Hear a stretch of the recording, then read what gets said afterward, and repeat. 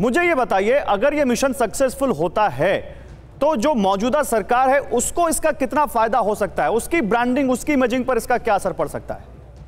देखिए, इसरो नेशनल जो atomic research, energy research, ये सब चीजें जो है ये कोई किसी गवर्नमेंट का ओनरशिप का नहीं है, ये सिर्फ देश का ओनरशिप है। और देश पे प्रभाव पड़ेगा क्योंकि लोग जो बाहर के लोग हैं वो देख के समझेंगे कि इंडिया का जो डेवलपमेंट है, प्रोग्रेस है, उसमें ये एक बहुत अहम माइलस्टोन है। कोई इंडिविजुअल गवर्नमेंट का सिर्फ एक गवर्नमेंट का इम्पैक्ट है यह कहना मुश्किल है, और साइंटिस्ट भी ये मानते हैं और ग्लोबली भी ये समझते हैं कि अगर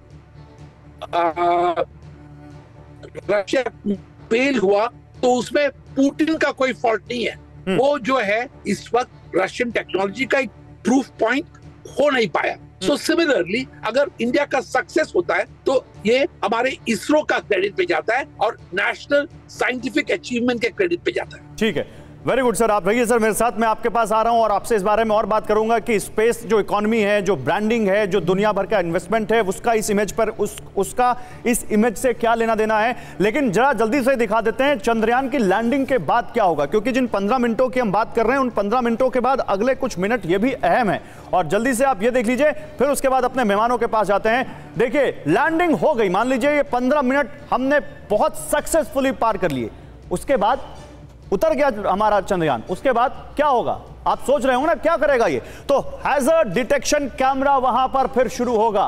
अब ये क्या होता है अभी पूछेंगे अपने हमारे साथ जो साइंटिस्ट हैं, इतना तो मुझे भी नहीं मालूम ये हैजर्ड डिटेक्शन होता क्या है, लेकिन इतना मालूम है कि ये शुरू हो गया तो काम बन गया। आसपास के माहौल को भापेगा ये, फिर क्या होगा? आसपास के माहौल को भापने के बाद आसपास के वातावरण की जांच करेगा, सेंसर और उपकरणों की टेस्टिंग वहां पर शुरू हो जाएगी, और फिर उसके बाद सब ठीक होने पर वो रोवर चलते चलते चलते बाहर आएगा। छोटे छोटे पहिए जो अभी हम देखते हैं, जो एनिमेशन में आप देखते हैं, और उतरते वक्त वो रोवर जिसका नाम प्रज्ञान है, उसकी रफ्तार 1 सेंटीमीटर पर सेकंड होगी।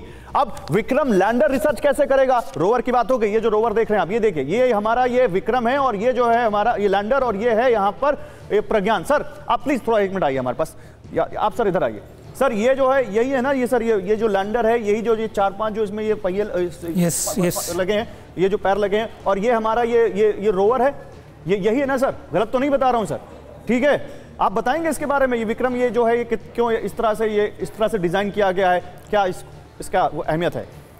आपने देखा होगा ये 4 साइडेड है, चौकोन है। हाँ, ये पहले क्या था कि इसके अंदर एक सोलर प्लेट यहाँ लगी है, एक यहाँ लगी है और एक यहाँ लगी है। वो इसलिए है कि मान लीजिए कि ये लैंडिंग अगर होती है, और एक खास चीज नोट करने वाली है कि जैसे हम पृथ्वी पे हैं तो सूरज यूं करके ऊपर आता है, जी सर, बिल्कुल 12 बजे सामने ऊपर, और फिर वो नीचे ऐसे जाता है, जी सर, और तेज रोशनी होती है। जी सर।